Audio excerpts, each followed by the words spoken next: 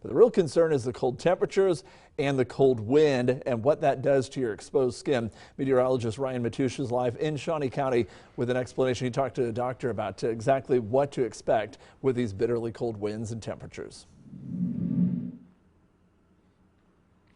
Hey, thanks, Matt. Yes, with these dangerously cold temperatures, there's a few things we have to keep an eye on, and experts warn that those two things specifically are hypothermia and frostbite.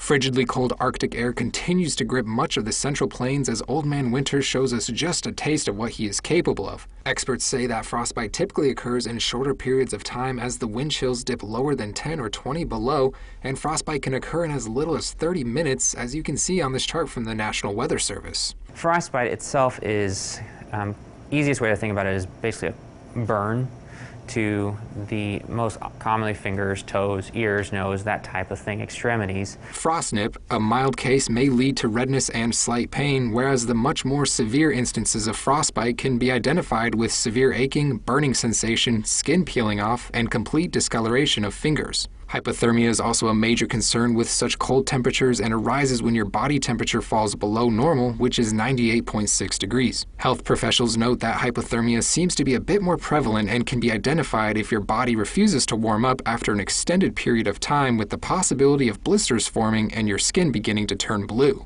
Overall, I think hypothermia can be, if it's severe, it can be much more dangerous.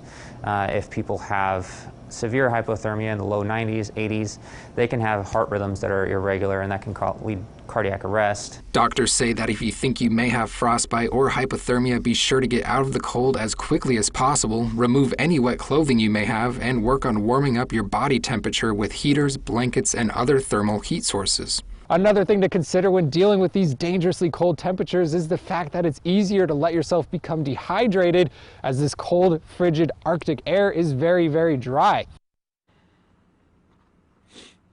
So, bottom line, avoid being outside as long as you can and stay hydrated. Unfortunately, there's just no clear end in sight for when this Arctic air mass is gonna move out.